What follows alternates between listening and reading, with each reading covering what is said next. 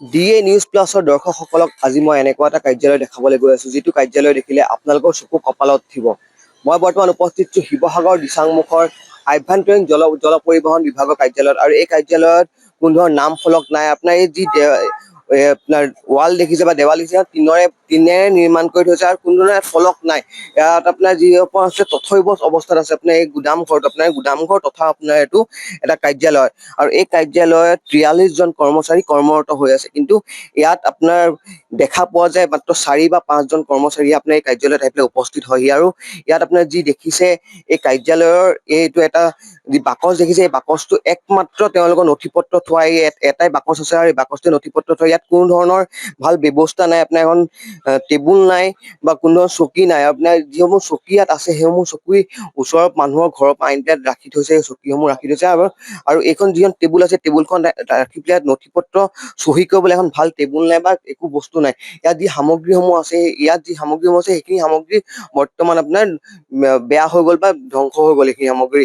আৰু ইয়াত যি আপোনাৰ এই ফেৰী ঘাট আছে, এই ফেৰী ঘাটৰ পৰা এখন ফেৰী আপোনাৰ চলাচল কৰে, আৰু তাত আপোনাৰ আজি জানিব পৰা মতে 2 জন কৰ্মচাৰী তাত আপোনাৰ উপস্থিত হৈছেহি। কিন্তু বাকী যি আপোনাৰ 43 জন কৰ্মচাৰীৰ পৰা আপোনাৰ যি 2 জন কৰ্মচাৰী আপোনাৰ আহিছে, আৰু বাকী 41 জন কৰ্মচাৰী আপোনাৰ ইয়াত উপস্থিত নাই। আৰু তাৰে মাজৰ এজন কৰ্মচাৰী আপোনাৰ চিকিৎসালয়ত আজি আপোনাৰ চিকিৎসাধীন হৈ আছে, তাৰ বাবে তেওঁ ছুটিত আছে বুলি ক'ব পাৰিব। কিন্তু ইয়াত যিসমূহ আপোনাৰ ইয়াত বস্তু আছে, সামগ্ৰী আছে, সেইসমূহ সামগ্ৰী এতিয়া ইতিমধ্যে বেয়া হৈ গৈছে। কিন্তু এটা কথা ক'ব লাগিব, ইয়াত আপোনাৰ কোনো ধৰণৰ দিচাংমুখৰ পৰা কোনো ধৰণৰ দলং নিৰ্মাণ হোৱা নাই বা কোনো ধৰণৰ একো হোৱা নাই, যাৰ বাবে আপোনাৰ এই ফেৰীঘাটটো বহুতো বেছি গুৰুত্বপূৰ্ণ হয়। ইয়াত মানুহ ইয়াৰ পৰা অহা যোৱা কৰে, কিন্তু তাৰ পাছতো আপোনাৰ ইয়াত কোনো ধৰণৰ গুৰুত্ব প্ৰদান কৰা নাই চৰকাৰে। আৰু এই যি ভূমি আপোনাৰ এই যি গুদাম ঘৰ বা এই অফিচ ঘৰটো আপোনাৰ ভূমি, এইখিনি চৰকাৰৰ নিজৰ ভূমি হয়। কিন্তু তাত আজিলৈকে ইয়াত আপোনাৰ নিৰ্মাণ কৰা নাই, এটা অফিচ নিৰ্মাণ কৰা নাই এতিয়ালৈকে বৰ্তমান। কি ক'বা, 43 জন কৰ্মচাৰী কৰ্মৰত হৈ আছে, কিন্তু ইয়াত আপোনাৰ আজিও এই যি অফিচ আছে, অফিচটো খালী দেখা গৈছে। কি ক'ব? হয়, ইয়াত আভ্যন্তৰীণ জলবায়ু পৰিবহণ বিভাগত 43 জন কৰ্মচাৰী আছে। তথাপি এই কৰ্মচাৰীসকলৰ 5-6 জনৰ পৰা অধিক আমি নেদেখোঁ। বাকী কেইজন ক'ত থাকে, কি কৰে, একচুৱেলি সেইটো গোপন তথ্য হিচাপে হৈ গ'ল। লগতে আমি বিচাৰিছোঁ তেওঁলোকক কৰ্মৰত হৈ আছে যেতিয়া তেওঁলোকে উপস্থিত হোৱাটো বাধ্যতামূলক বুলি ক'ব লাগিব। আৰু এতিয়া আমি য'ত থিয় হৈ আছোঁ, এইখন পৰিবহণ বিভাগৰ কাৰ্যালয়।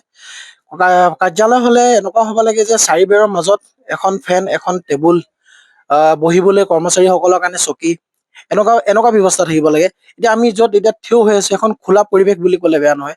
4 বেৰৰ মাজত এখন বেৰো নাই, য'ত গোটেই খোলা পৰিৱেশত অফিচখন হৈ আছে। তথা ইয়াত ইচ্ছামতে কোনোবা আহিব, ইচ্ছামতে কোনোবাই যাব। অফিচ হ'লে 4 বেৰ হ'ব লাগে। আৰু নথিপত্ৰত থবলৈ আপোনাৰ সৰু টিং বেৰা এখন থৈ দিছে, য'ত কোনোবা এজন লোক আহি খুলি পিনি লৈ যাব নথিপত্ৰ। আৰু নথিপত্ৰ হ'লে অফিচৰ বিশেষ নথিপত্ৰ থাকে, সেই নথিপত্ৰসমূহ তেওঁলোকৰো দায়িত্ব যে নথিপত্ৰসমূহ ভালকে আবদ্ধ কৰি ৰাখিব পৰাকৈ এখন কাৰ্যালয় দিয়া উচিত। লগতে কৰ্মচাৰীসকলকো অনুৰোধ, তথা তেওঁলোকে যে নিজৰ দায়িত্বসমূহ নিজে পালন কৰক। তথা এতিয়াও দীৰ্ঘদিন ধৰি খুব দেখা যায় যে এতিয়াও ফেৰীখনত মানুহ অহা যোৱা কৰি থাকে। লগতে সেই অহা যোৱা কৰা মানুহসকলে সেৱা আগবঢ়াওক। ইয়াত কৰ্মচাৰী তথা কৰ্মচাৰীসকলে সেৱা আগবঢ়াব লাগে।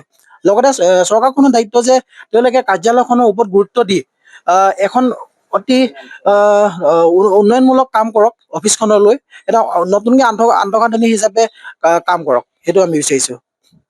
হয়, আৰু এটা কথা ক'ব লাগিব, ইয়াত আপোনাৰ যি টিংপাত লগাইছে, আপোনাৰ এই টিংপাতসমূহো আমি জানিব পৰা মতে তেওঁলোকৰ নিজৰ বেতনৰ পইচাৰে আপোনাৰ এই টিংপাতসমূহ ইয়াত লগাইছে, যাতে পানী নপৰক বা ভালদৰে তেওঁলোকে থাকিব পাৰে। কিন্তু এটা কথা ইয়াত ক'ব লাগিব যে এইটো যিটো অফিচ, আপোনাৰ এই অফিচটোত এখন চকীও আজিলৈকে চৰকাৰে আপোনাৰ দিয়া নাই, যিহেতু বহিবলৈ বা তেওঁলোকে অকণ জিৰাবলৈ এটা জেগা নাই। আৰু ইয়াত 43 জন যি কৰ্মচাৰী আছে, 43 জন কৰ্মচাৰীৰ পৰা মাত্ৰ যি 4-5 জন কৰ্মচাৰী যিসকলে তেওঁলোকে আহে বা ইয়াত তেওঁলোকে কাম কৰি আছে, তেওঁলোকৰ কাৰণে বা বাকীখিনি যি 43 জন কৰ্মচাৰী বা বাকী যিকেইজন কৰ্মচাৰী আছে, তেওঁলোকে ইয়াত অকল বেতন ল'বৰ কাৰণে তেওঁ ইয়াত নাম অন্তৰ্ভুক্ত কৰি লৈছে, তেওঁলোকে ইয়াত দেখা পোৱা নাযায়। আৰু যি 4-5 জন কৰ্মচাৰী আছে, তেওঁলোকৰ কাৰণে যে এই যি অফিচ ঘৰটো বনাই দিয়া হয় বা নিৰ্মাণ কৰি দিয়া হয় তেতিয়াহ'লে তেওঁলোকক অকণমান জিৰাবলৈ বা বহিবলৈ এটা জেগা পাব বা মানুহ যিসকল আপোনাৰ ইয়াত মানুহ আহে সেইসকল মানুহে তেওঁলোকক লগ পাবলৈ সুবিধা হ'ব। কিন্তু চৰকাৰে তেনেকুৱা কোনো ধৰণৰ পদক্ষেপ গ্ৰহণ কৰা নাই।